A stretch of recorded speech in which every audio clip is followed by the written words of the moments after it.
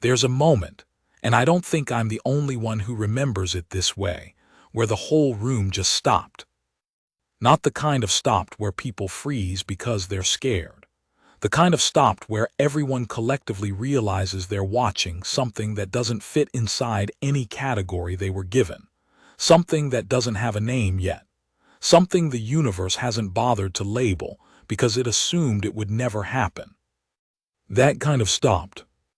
I was sitting in row 7, third seat from the left, chewing on the end of a stylus I'd stolen from the supply depot 3 weeks earlier because mine had broken and nobody in the Galactic Unified Training Command thought to issue humans a second one.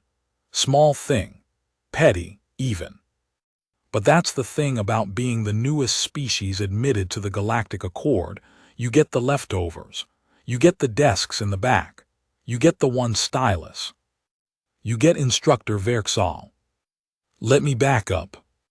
The Interstellar Combat and Strategy Institute, ICSI, if you want the acronym, or ISKI, as every cadet called it after about a week, sits on the third moon of Farith 9, which is a planet that has no business being as beautiful as it is.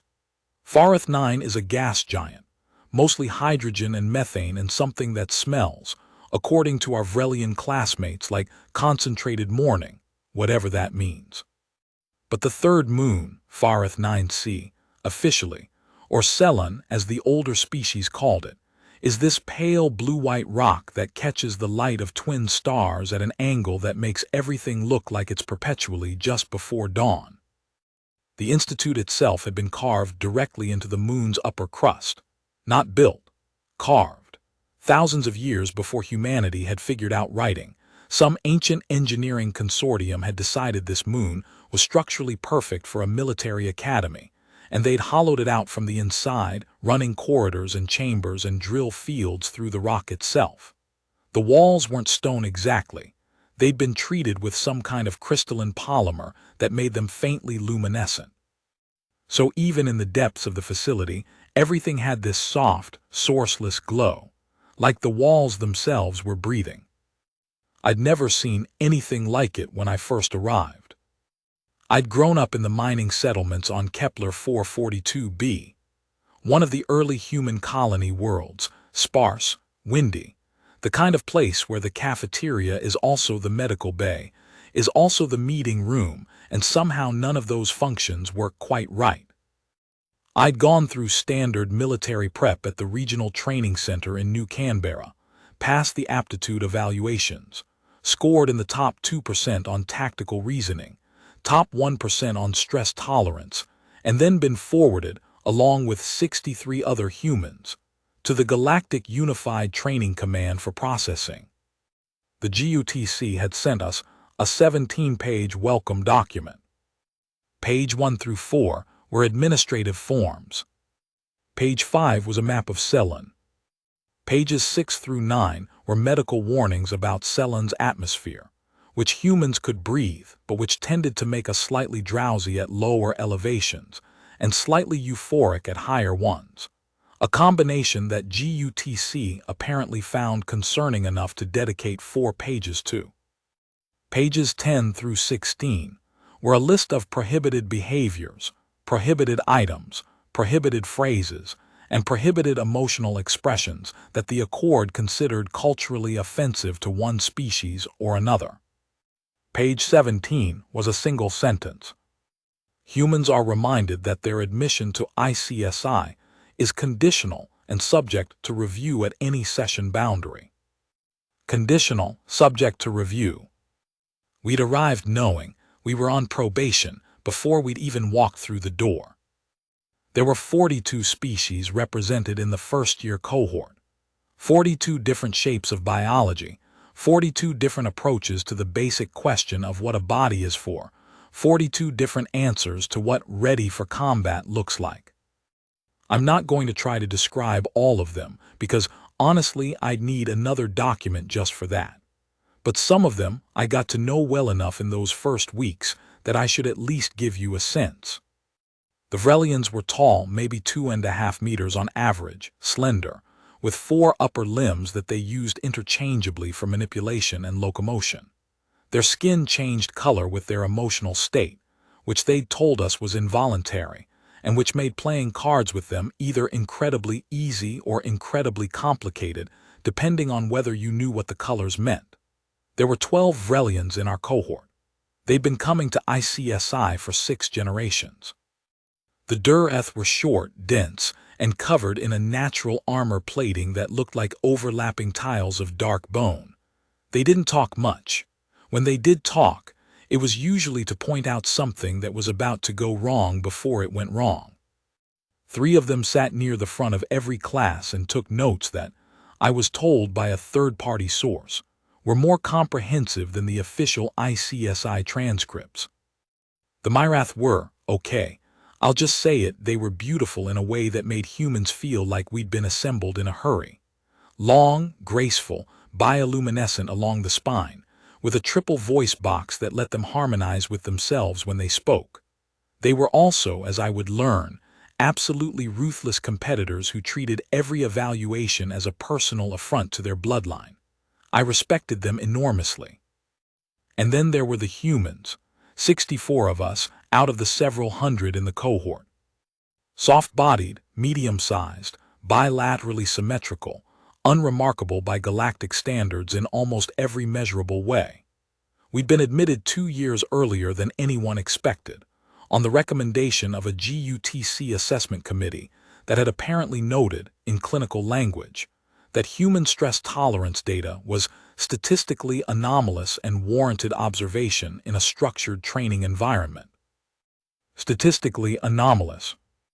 That's the polite way to say they didn't know what to do with our numbers and decided to put us somewhere they could watch us.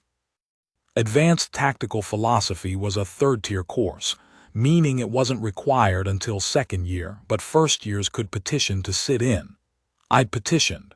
3 other humans had petitioned. About 40 non-humans had petitioned. It was the kind of course that had a reputation, the kind where cadets talked about it in the corridors in that half-excited, half-terrified way that means something real happens in there. The reputation was mostly because of Verksal. Instructor Verksal of the Keth-Haron, that's his full formal designation, and I use it deliberately because the Keth-Haron care enormously about formal designations, to the point where using someone's name without their species designation is considered a minor insult. He was old by human standards. Maybe 80 years, maybe 100. Keth-Haron physiology makes age hard to read, and their lifespan extends to about 300 years, so old for them is relative. He was tall, broad through the chest and shoulders, and covered in the characteristic overlapping scale ridges of his species, dark greenish-gray, with red-gold patterning along the neck and jaw that indicated, according to the ICSI Species Guide, significant military honors. He had fought in 4 wars. He had served as a fleet commander. He had retired from active combat and taken the teaching post, which among the Keth-Haron was considered the highest possible form of service. The idea being that you give your wars to the next generation by teaching them to fight better than you did. He was also, by general consensus across species lines, the most deliberately terrifying instructor at ICSI. Not cruel, there's an important difference. Cruelty is doing damage for the pleasure of it. Verksal didn't seem to take pleasure in anything exactly. What he did was simple. He came into a room and located whatever you thought was your foundation, and then he removed it methodically, without malice, and then he watched to see what you built on the rubble. Some cadets broke. Some cadets found out they were holding themselves up better than they'd thought. That was the entire pedagogical model. I arrived at the classroom 20 minutes early because I'm the kind of person who arrives 20 minutes early. Not because I was anxious. Well, not only because I was anxious, but because I'd learned on Kepler 442b that early arrival gives you information. You see the room before it's full. You see where the sightlines are, where the exits are, how the acoustics work, whether the temperature is comfortable or deliberately not. Small things, but small things accumulate. The room was a lecture theater carved from the same crystalline rock as the rest of the facility, with tiered seating that curved in a half-arc around a central floor space. The floor space was empty, no desk, no podium, no lectern. Just open floor, smooth and slightly luminescent, with a circular inlay of darker material that I'd later learn was a pressure-sensitive display surface. I took row 7, seat 3. Cadets filtered in over the next 20 minutes. I watched the room fill. The Vrelians clustered near the top of the arc where they could see everything. The Durath went straight to the front. The Myrath distributed themselves at even intervals, which I'd noticed they did in almost every communal space, like they were instinctively managing sight of each other distances. The other humans, Specialist Priya Chandrasekharan, Cadet Tamaz Reyes, and Cadet Yuki Hashimoto, found seats within 2 rows of me, which wasn't coordinated, it just happened. There's something about being a minority species in a room that creates a mild gravitational pull. At exactly the scheduled start time, Instructor Verksal entered. I want to describe this carefully, because it's important for what came later. He didn't walk in the way most instructors walked in. He didn't check his notes or arrange his materials. He stepped through the doorway, stopped, and stood there for a full count of 10 seconds, doing nothing but looking at the room. His gaze moved in a specific pattern, systematic, grid-like, hitting every section. Not aggressive, not welcoming, just cataloging. Then he walked to the center floor. He didn't speak immediately. He stood in the middle of the circular inlay and let the silence extend, and I watched the room shift. The Vrelian skin began cycling through low saturation yellows, mild discomfort, I'd learned, or concentration. The Myrath stilled their usual small, self-harmonizing sounds. The Durath were already stone still, which was just their default. The humans mostly waited. I noticed that about us. We wait differently than other species. We hold the uncertainty in a particular way, not quite comfortable but not panicking either. Like we're calibrating. Advanced tactical philosophy, Verksal said. His voice was deep and carried a kind of subsonic resonance that the Keth Haron use in formal address. You felt it slightly in the chest. This course is not about tactics. Tactics are tools. Tools are for workers. This course is about the mind that holds the tool. He paused. Most of you are here because you scored well on something. You are fast, or strong, or strategically capable, or some combination thereof. You have been told your scores. You have probably found comfort in them. Another pause, longer this time. I am going to begin by removing that comfort. I wrote "uh-oh" in the margin of my notes. I'm not proud of it, but it felt accurate. The first 3 weeks of the course were, by ICSI standards, relatively conventional. Verksal lectured. We took notes. We were assigned texts from the Galactic Strategic Library, documents that dated back thousands of years, tactical philosophies from species whose civilizations had risen and fallen before humanity had discovered fire. But the lectures themselves were unconventional. Verksal didn't present information as fact. He presented it as argument, and then he attacked his own argument, and then he waited for someone to attack it differently, and then he attacked that response. It was exhausting and exhilarating in equal measure. Cadets who tried to simply absorb and repeat back found themselves torn apart. Cadets who pushed back with their own reasoning found themselves challenged to push harder. The humans did something that, apparently, surprised the rest of the cohort. We laughed. Not at inappropriate moments, or, well, sometimes at inappropriate moments, but that was usually Tamaz, who had the most finely calibrated sense of comic timing I've ever encountered, and who deployed it specifically to diffuse tension. But there was this thing that happened when Verksal dismantled someone's argument. The non-human cadets would react with what I'd learned to identify as shame-adjacent responses. Color changes in the Vrelians, posture shifts in the Myrath, a particular stillness in the Durath that meant something internally complicated was happening. The humans would nod. Sometimes we'd literally say, "Yeah, okay, that's fair." And then we'd try again. I caught Verksal watching us when we did this. Not with any particular expression I could read.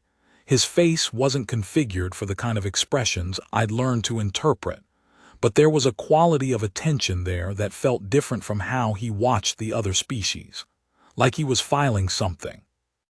The incident happened in week 4.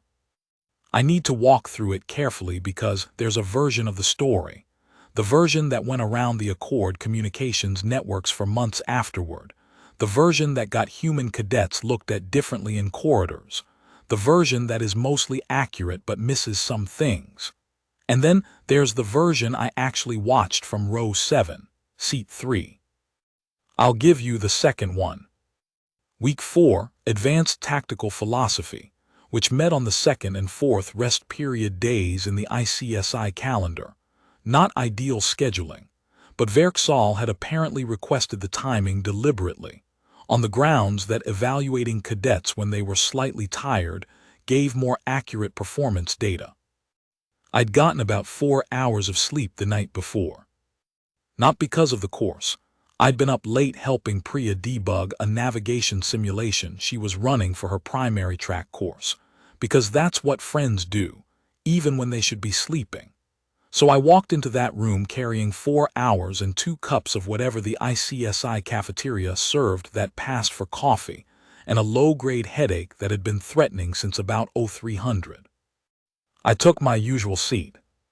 The room filled.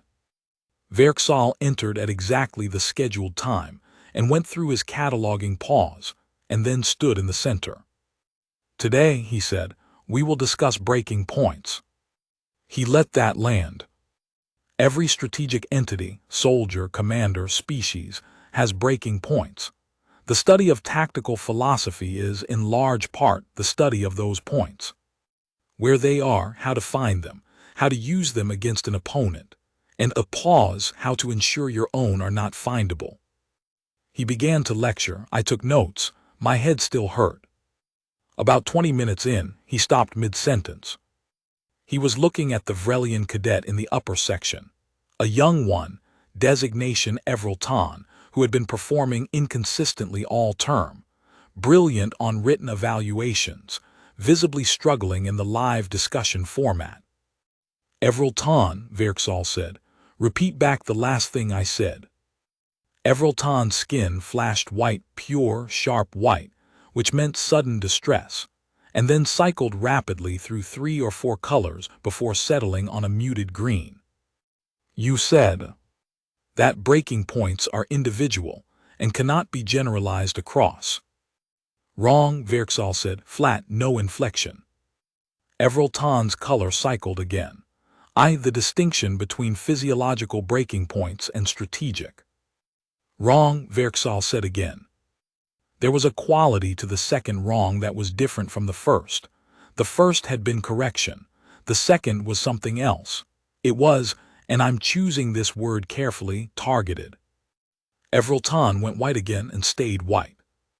"Stand up," Verksal said. Evrelton stood. What followed was 8 minutes. I know exactly how long because I was tracking it on my internal display. I'd started doing that in week 2, of Verksal systematically and methodically dismantling every response Evrelton produced. Not with cruelty, technically. He never said anything that was factually an insult. But there's a difference between challenging someone's argument and engineering a situation where they cannot possibly succeed, and what I was watching had crossed that line somewhere around minute 3. Evrelton's color was gone by minute 5. When Vrelians go completely transparent, it means something that I can only describe as complete emotional withdrawal, the equivalent of someone curling in on themselves while still standing upright. The room was very quiet.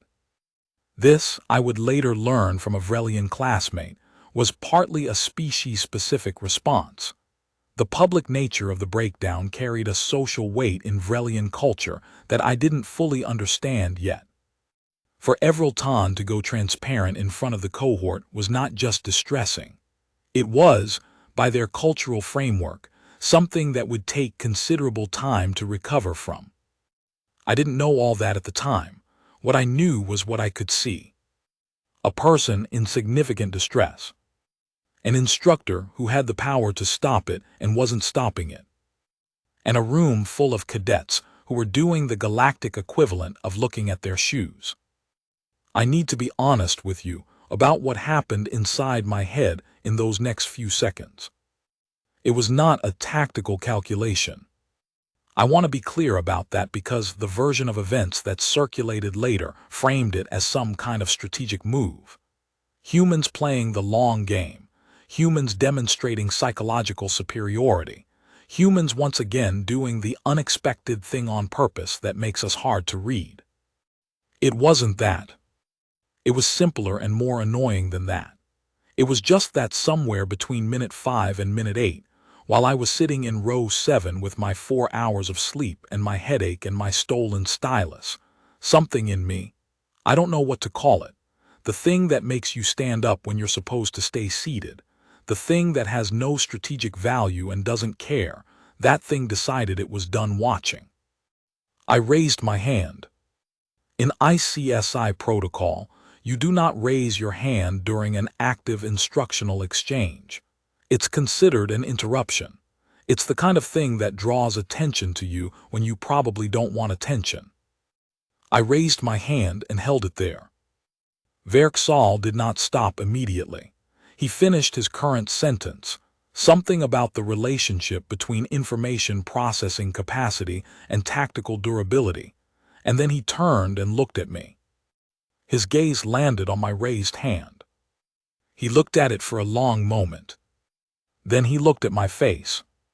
I want to tell you I looked calm. I think I looked calm. I was trying to look calm. Internally, I was running the specific mental routine I developed on Kepler 442b for situations where something was going wrong, and you needed to keep your face organized, slow the breath down, soften the muscles around the eyes, let the hands settle. Don't perform calm. Be calm. Or at least be close enough to calm that the difference doesn't show. Human, Verksal said. His tone hadn't changed. You are out of protocol. Yes, sir, I said. I apologize for the interruption. I have a question about the material. Something shifted in the room. I felt it more than saw it, the way the attention of 60-something cadets realigned. Everalton was still standing. I was acutely aware of that. Verksal's gaze stayed on me for another moment. Then he made a gesture with his upper limbs, a specific gesture that I'd learned meant proceed, but understand the cost. There's a concept you mentioned in week 2, I said. The distinction between a test of breaking points and the creation of breaking points. You said, I checked my notes, deliberately, taking the half-second to actually look at the page. You said that an instructor who creates a breaking point in a controlled environment is doing something categorically different from an opponent who creates one in the field. I've been thinking about that distinction, and I'm having trouble holding it clearly. Can you walk through it again? The silence that followed was a specific kind of silence. It was the kind where people are recalculating. Verksal looked at me for what felt like a very long time. Sit down, he said to Everalton. Everalton sat down. I watched them out of the corner of my eye. Their color was slowly beginning to return, still pale, but no longer transparent.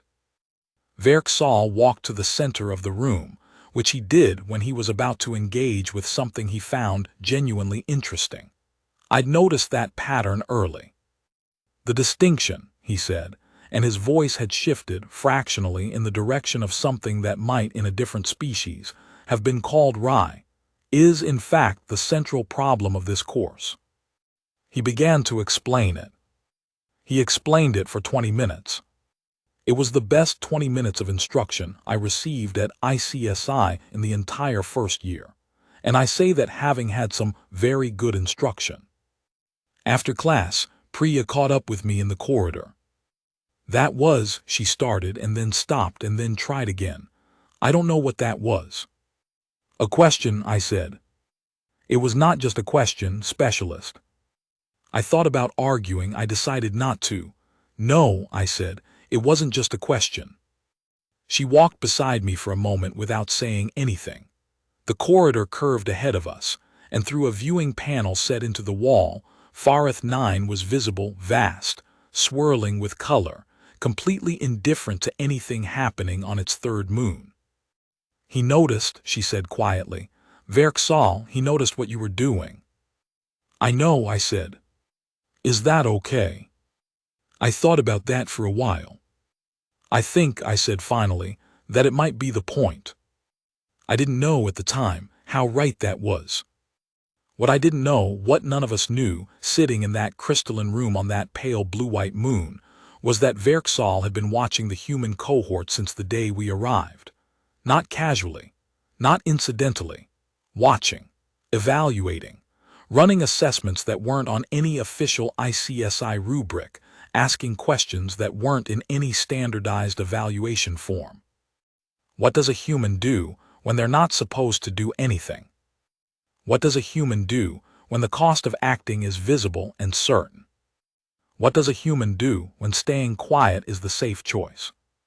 I found out later that there was documentation, that he'd been filing reports, that somewhere in the GUTC archives there are pages and pages of Verksal's observations about the human cadets, our sleep patterns, our social clustering, our response to criticism, our laughter, the specific way we hold a room when we're uncomfortable, the way we hold each other's eyes when we're deciding something. And in week 4, in row 7, seat 3, one human raised a hand at the wrong moment for the right reasons, and that got its own notation. But that's getting ahead of the story. Because the bigger thing, the thing that would actually get retold across Accord networks for the better part of a year, hadn't happened yet. That came 2 weeks later. That came on the day Verksal struck first. 2 weeks after the incident with Evril Tan, advanced tactical philosophy was scheduled for a practical evaluation. Not a written test, a practical. The details had been deliberately withheld. We knew it was happening. We knew the time and location. We did not know the format. I want to say I wasn't nervous. I was nervous. I'd been in the top tier of the cohort on every written evaluation, and I'd performed well enough in the live discussions that Verksal occasionally nodded at something I said, which from him was approximately equivalent to a standing ovation from anyone else. But practical evaluations at ICSI were different from written work. They were the place where all the theory hit something real, where the things you'd convinced yourself you understood revealed whether you actually understood them or just knew the words. The practical was held in Evaluation Chamber 7. Not the classroom. A different room entirely, lower in the facility, where the walls were less luminescent and the air was slightly cooler, and the acoustics were different, flatter, less resonant. The kind of room that doesn't give you the acoustic cues your brain uses to tell you how safe a space is. Small thing, but small things accumulate. We were brought in one at a time, not in groups. Individually, which meant 40-something cadets waiting in the corridor outside, unable to talk to each other about what was happening inside because the door sealed completely. I was called 9th. The 8 before me came out with expressions that ranged from shaken to carefully neutral, which told me approximately nothing except that it was difficult. I went in. The room was set up differently than I'd expected.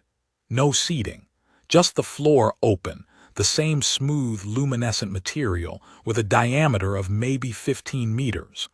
Verksal was standing near the far wall but not at the center. And standing approximately 5 meters in front of me, positioned between me and Verksal, was something I had not been briefed on. A HFY combat training drone. These are, I want to be careful here, because the word drone undersells it significantly. They're not the kind of drone you think of from early human military history, the remote-controlled aerial vehicles. A HFY combat training drone is a physical construct, roughly humanoid in shape, designed to replicate the combat parameters of a Keth Haron soldier. They're used in training because they can be calibrated to any percentage of real Keth Haron combat capability, and because, unlike a real Keth Haron, they can hit you as hard as necessary without suffering any consequence about it. This one was calibrated, I would learn later, to 30%. 30% of Keth Haron combat capability is, by human standards, somewhere in the range of significant. There was no instruction given, no explain what you're going to do or describe your strategic approach, nothing. The drone moved first. I want to be precise about the timeline here because this is where the story gets complicated, and I've had people tell me versions that are wrong in both directions. Wrong in the direction of making me sound more impressive than I was, and wrong in the direction of making it sound like pure chaos with no meaning. It was neither. The drone moved in the pattern that Keth Haron combat drones use for initial assessment strikes. A forward lunge with a testing strike to the upper body, calibrated to gauge reaction speed and defensive response. Not a lethal strike even at 30%, designed to see what you do. What I did was step left. Not a trained sidestep, not the kind of move you execute because you've drilled it. More the kind of move that happens because your body makes a spatial calculation faster than your conscious mind and just goes.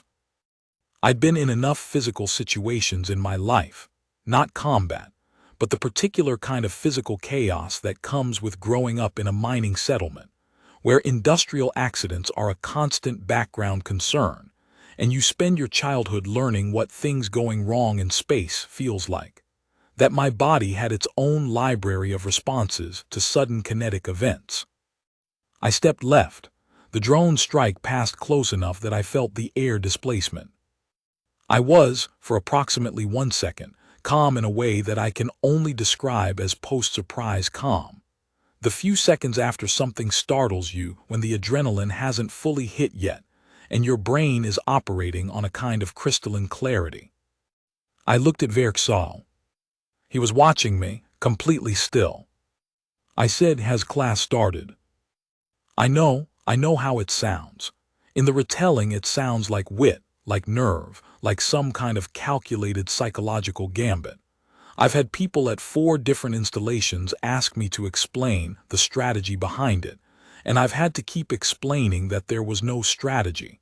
It came out because it was what was in my head. My head was operating on the following logic, very quickly. You're in an evaluation. The evaluation has a premise, practical application of tactical philosophy. The instructor hasn't spoken. The drone moved first, which means either A, you are supposed to know something and you don't, or B, this is the setup, this is the design situation, this is the beginning of the practical. If it's B, then the real evaluation hasn't started yet because you haven't been given any instruction, which means the strike is a provocation. And if it's a provocation, then your response to it before the instruction comes is itself data. All of that happened in about a second. The question was genuine. Has class started? Because if class had started, I needed to be doing something. If class hadn't started, then the strike was a premature event, and my stepping aside was the correct response, and we were waiting. I said it calmly because at that moment I was calm, not fake calm, actually calm. The adrenaline was there, I could feel it in my peripheral vision, the slight brightening of the edges of things that means your nervous system has gone to alert, but I'd learned to sit on top of adrenaline the way you sit on top of a wave. You don't fight it. You use it. You let it sharpen you without letting it rush you. So I asked the question calmly. And then I waited. Verksal did not respond immediately. He stood against the far wall for what I counted as 7 seconds. 7 seconds is a long time when you're standing 5 meters from a combat drone. Then he said, in a voice I'd never quite heard from him before, not soft exactly, but different, quieter. It has. And the practical began. I'm not going to walk through the whole evaluation in detail because That would take longer than the evaluation itself. And honestly, it was confusing enough to live through without trying to reconstruct the mechanics of it. What I will tell you is that it lasted 40 minutes. What I will tell you is that Verksal spoke exactly 11 times during those 40 minutes. I counted, later, comparing my memory against the session log that I eventually got access to. What I will tell you is that by the end, I was sitting on the floor of evaluation chamber 7 with a bruise developing across my left shoulder and something that might have been a mild concussion, and a feeling I can only describe as clarity. The kind of tired that comes after something has been very difficult and is now over and you did not break during it. And what I will tell you is that Verksal looked at me at the end of those 40 minutes and said something he had not, according to every cadet I would later speak to, said to anyone before. He said again, "Tomorrow." That night in the dormitory, Priya brought me a medical kit because that's who Priya is, and she'd heard about the shoulder. And she sat on the edge of my bunk while I held a cold compress to my face and she said, "Tell me everything." So I did. I told her about the drone. I told her about the question. I told her about the 40 minutes. I told her about the 11 times Verksal spoke. I told her about the end. She listened without interrupting, which is also who Priya is. When I was done, she was quiet for a while. Then she said, "He's never asked anyone to come back." "I know," I said. That means something, right? That's significant." "I think so," I said. "I don't know what yet." She looked at the cold compress I was holding against my eye socket. "You could have said nothing," she said. "When the drone struck first, you could have just done the defensive move and waited." "Yeah," I said. "Why didn't you?" I thought about it for a while. The compress was cold, and the dormitory had its usual soft luminescence, and outside, Farith 9 was doing its slow rotation, and the twin stars were at an angle that made everything look like it was almost morning.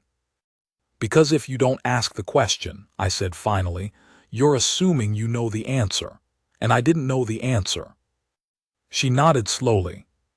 "Also," I said, "I was a little tired, and when I'm tired I stop editing myself."